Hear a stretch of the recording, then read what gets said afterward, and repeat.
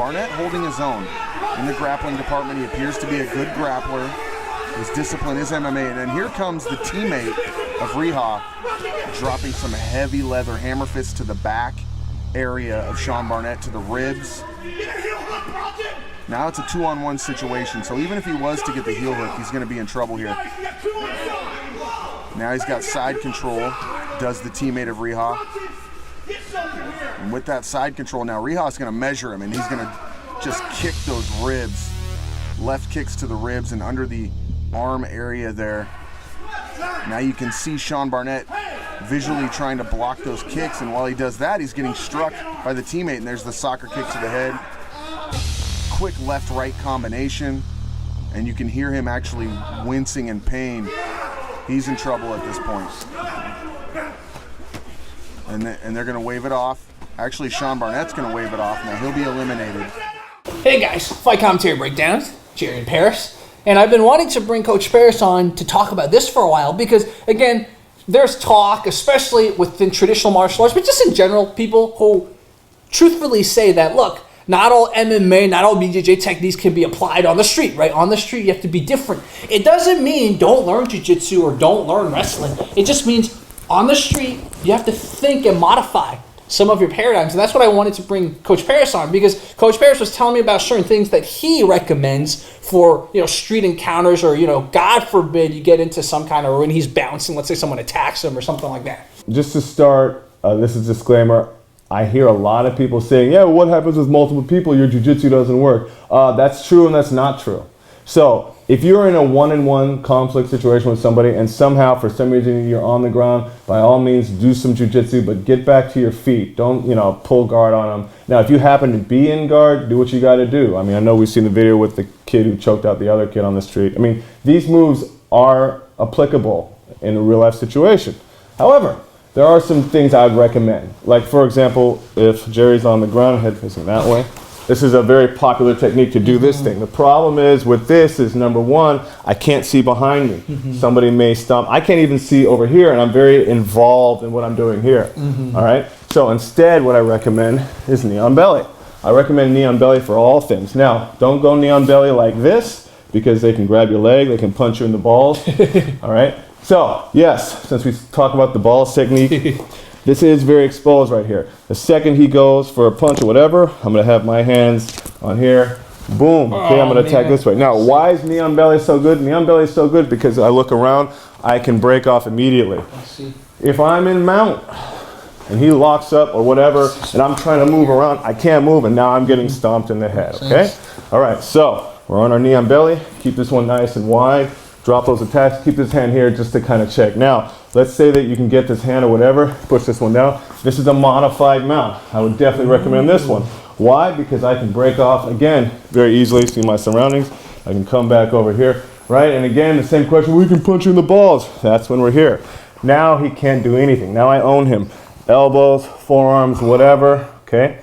Or you can break off, all right? So this, knee on belly, in this kind of mount, I call it a modified mount, right? You just have to be aware of this. And I say, yeah, he might bite you. Well, I'm going to drop my forearms and my elbows. I feel real dirty, I'll headbutt. You know what I mean? You got a bunch of stuff here.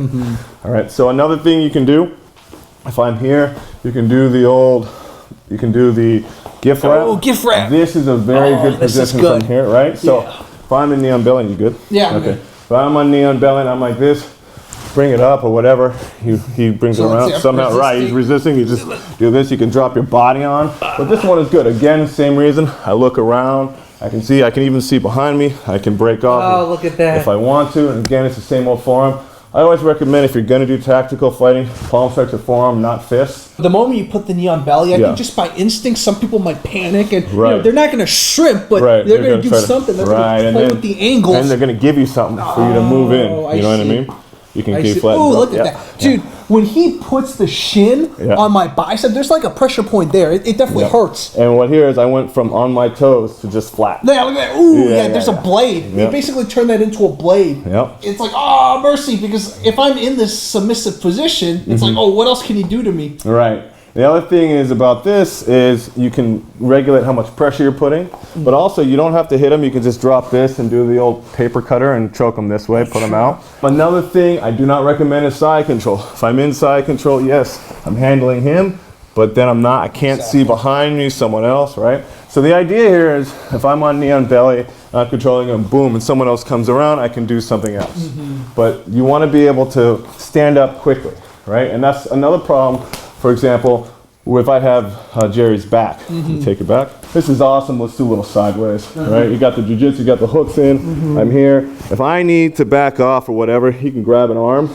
Now I can't move and I'm getting stomped in the head. Bop, bop, bop, and I'm out, okay? So instead, we're going to do a little combat base. I'm going to go here, and I'm like this. It's the same thing. Oh, shit. Oh, it's all good. Don't worry about it. It's the same thing, except I'm here. I can still get a verified choke in, right? I can go up, do that whole thing. I prefer this one, single. You can also do a single, but you see the same thing. I can look around, I can move. I see. Now, if you want, you can stay on the balls of your feet, or you can drop down. But the point is, you can get up and move a lot quicker. You're very mobile. And if you see this sideways, I'm putting my knee into his back. It doesn't feel good. That little pressure right there doesn't feel good at all. And people in jiu-jitsu use the combat base all the time. So this is something in jiu-jitsu that you can apply tactically, all right? Don't get your hooks in. They start struggling, you can boom, bop. I see. You know what I mean? Yeah. Now, another thing is I would not go for an arm bar. I would not do this in a street fight. If you really need to do an arm bar, you can throw one from here, do a short arm bar if you want. You know what I mean? So the short arm bar, so I'm here, I'm doing this thing, he gives me the arm, I get it, just come around, keep it nice and tight. Oh, look at this. And then, boom, right? The other thing, everyone always says, oh, just bite your leg. You can do a street arm bar, so 1 and 2. Oh, look at that. Now it's caught. Right? Go ahead, bite. Right, they can, if you have to. But I don't recommend arm bars. Why? Because if someone's behind me, how fast am I going to have to get up? Well, I'm going to go like this and do this whole thing. Tactically speaking, we're here, gift wrap. Don't worry about the arm bar. Attacks, things like this. And this one is pretty good too. Now you also have an arm crush. If you catch this arm, you can go here. Boom, you can go there. Kind of like an arm bar too. Yeah, right. You can do your Americana, you can do your Kimura. You've got options, all right? But you want to kind of put the weight on this one and attack that one if you want to do some locks. Again, though, best thing to do if you don't want to leave too much, damage on the face, just put them to sleep this way. You know what I mean? And if you want to be raw, you can just push on their face. And the thing I want to say about when you did the gift wrap on me is that it also prevented me from turning. That's what I really like about it. So I couldn't really turn this way. Right. And so all these moves that we're doing are done normally in jiu-jitsu. There's just different application, and you're kind of being conservative about what positions you're putting yourself in. You used to say I wouldn't do a spider, I wouldn't do lasso, I wouldn't even do single X, which I'm a big fan of, but I wouldn't do that in a tactical situation. But knee on belly, I'm good with, and just protect your balls, bop, that whole thing, and then you just have to deal with this hand. I'll do the little bicep catch here, drop this, And now it's like... Oh, right, and then if they struggle, it's fine, bop, boom. right? And then I'll look around. And definitely no pulling guard, which Paris mentioned before. Right. I mean, if you happen to be on your back, like you slip or something, then you have to deal with it. But get to your feet rather than, trying to get that 10-point jiu-jitsu sweep. Makes sense. I mean, when I was training in jiu-jitsu pretty intensely back in the day, the coach emphasized open guard a lot because the point is, okay, you're on the ground, let's try to get back up soon, but if he's coming at you, you have to defend against that first before you can get up. So establish the distance. Just for my training, it's like, okay, if you do get pushed on your back, okay, try to get open guard, establish distance, and the moment you have a strike or something, get him in the distance, you get up. And butterfly guard is great for on your butt, have to get up fast. I can't recommend that enough. Going here and dealing with it this way, it's very easy to get up. This is good to move. You know what I mean? You can keep someone at bay. Yeah. So if you're standing up and coming at me, and I happen to be like on my feet here, I go one and stand up. You know what I mean? You can hit that knee, crack, groin, whatever, and then you can stand up and deal. Yeah. This was a great explanation and exploration into, okay, how do we modify certain techniques? There's still jiu-jitsu, there's still MMA techniques, but how do you make it so, okay, I'm prepared to immediately deal with other circumstances in the surroundings? Yeah, and I guess the underlying principle is always be able to break and move around if need be. And it's normal for people, I guess, logically, to want to be able to rely on one philosophy and one thing works and this is it. So jiu-jitsu either does work or it doesn't. This either does or doesn't. It's not like that. There's a whole bunch of gray area. You can apply things, you can change things, you can modify. Certain things do work, certain things don't. The only real way for anybody to know what works is to try it. Now, I'm not saying get into a street brawl and do this stuff, but I am saying, in a safe simulated environment, see how fast you can move around. How is this technique applied when something is coming at you, etc. But it's never black and white. I hope this was a good explanation. Again, this is for the streets. But it's like for the streets, man. It's really for the streets. And he's a bouncer, so he's had to deal with situations, and he's still alive.